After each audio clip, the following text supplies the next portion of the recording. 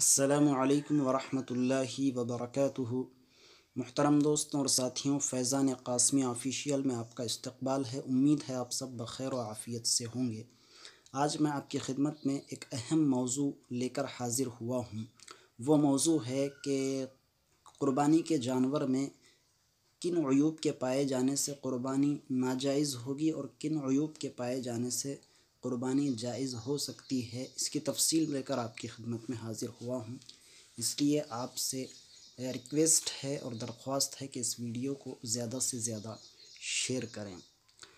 تو اس کی تفصیل آپ کی خدمت میں رکھوں گا، اور یہ ساری تفصیل فقہ کی ایک بہت معتبر اور بڑی کتاب سے لی گئی ہے، جس کا نام ہے در مختار۔ یہ علماء کے درمیان بہت ہی مقبول ترین اور مشہور کتاب ہے، اور اس کتاب کے بغیر کوئی بھی عالم فتویٰ نہیں دیتے۔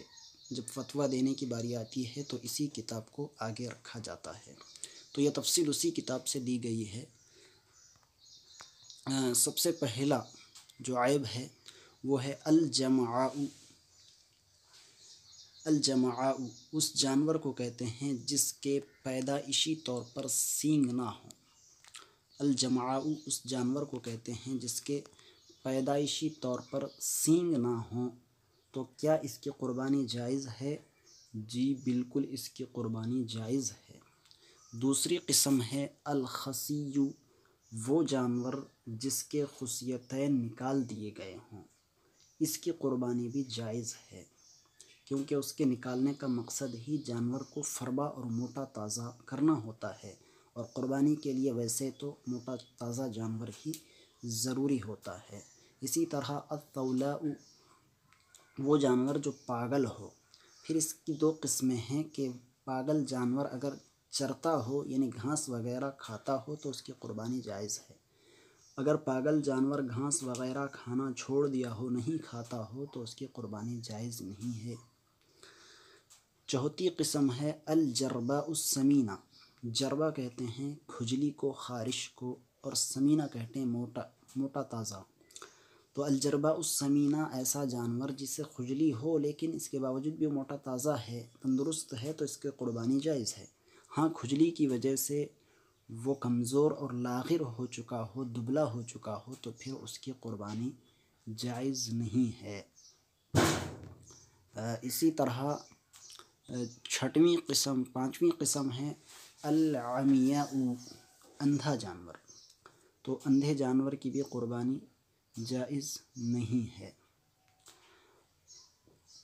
چھٹویں قسم ہے العوراء۔ چھٹویں قسم ہے العوراء، کانا جانور یعنی بہرا جانور۔ بہرے جانور کی بھی قربانی جائز نہیں ہے۔ اور ساتویں قسم ہے العجفاء۔ ساتویں قسم ہے العجفاء۔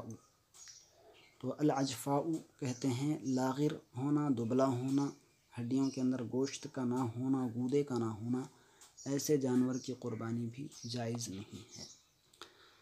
اسی طرح آٹھویں قسم کا جانور ہے العرجاء۔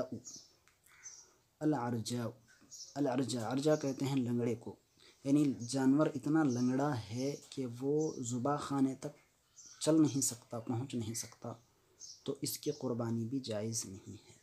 نویں قسم ہے مقطوع الاکثر الاذن او الذنب او العین او الالیۃ، یعنی ایسا جانور جس کا دم کا اکثر حصہ کٹ چکا ہو، یا جس کی اکثر کان کٹ چکے ہوں، آدھے سے زیادہ کان کٹ چکے ہوں، یا جس کی آدھے سے زیادہ آنکھ کی بینائی جا چکی ہو، تو ایسے جانور کی قربانی بھی جائز نہیں ہے۔ اسی طرح الحتماء کہتے ہیں وہ جانور جس کے دانت نہ ہو۔ الحتماء وہ جانور جس کے دانت نہ ہو، اس کی قربانی بھی جائز نہیں ہے۔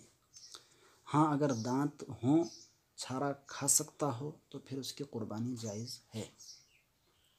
السکاء ایسا جانور جس کے پیدائشی کان نہ ہو، پیدائشی کان نہیں ہے، تو اس کی قربانی بھی جائز نہیں ہے۔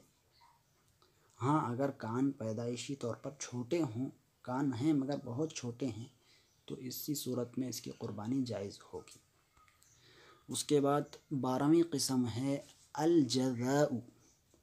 الجزاء ایسا جانور جس کے تھن کا اوپر کا حصہ کٹا ہو یا سوکھا ہوا ہو تو اس کی قربانی بھی جائز نہیں ہے۔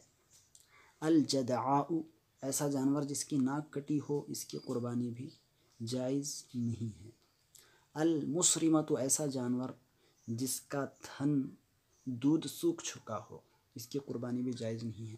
الخنسہ، ایسا جانور جو مذکر اور مؤنث دونوں علامتیں اس کے اندر پائی جاتی ہوں تو ایسے جانور کی قربانی بھی جائز نہیں ہے۔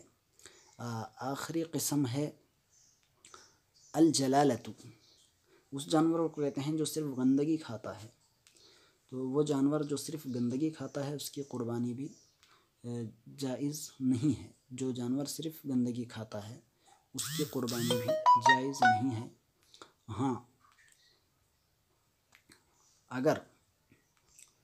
اگر وہ جانور خرید کر کچھ دن پہلے ہی ہم نے اس جانور کو خرید لیا جو گندگی کھاتا تھا اور پھر ہم نے اس کی دیکھ بھال کی، نگرانی کی، تو ایسی صورت میں پھر وہ جانور کی قربانی کرنا جائز ہے۔ تو اس بارے میں یہ ہے کہ اونٹ کو 40 دن تک، گندگی کھانے والے اونٹ کو ہم نے خریدا تو 40 دن تک اس کو اپنے پاس رکھیں، اس کی نگرانی کریں۔ بیل کو 20 دن اور بکرے کو 10 دن تک اپنے پاس رکھ کر اس کی نگرانی کریں گے تو پھر ایسی صورت میں اس کی قربانی بھی جائز ہوگی۔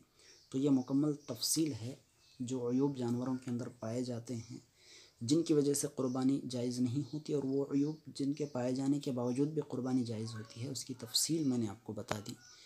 امید ہے آپ کو یہ ساری تفصیل سمجھ آ گئی ہوگی، اس لیے آپ اس کو زیادہ سے زیادہ شیئر کریں اس ویڈیو کو۔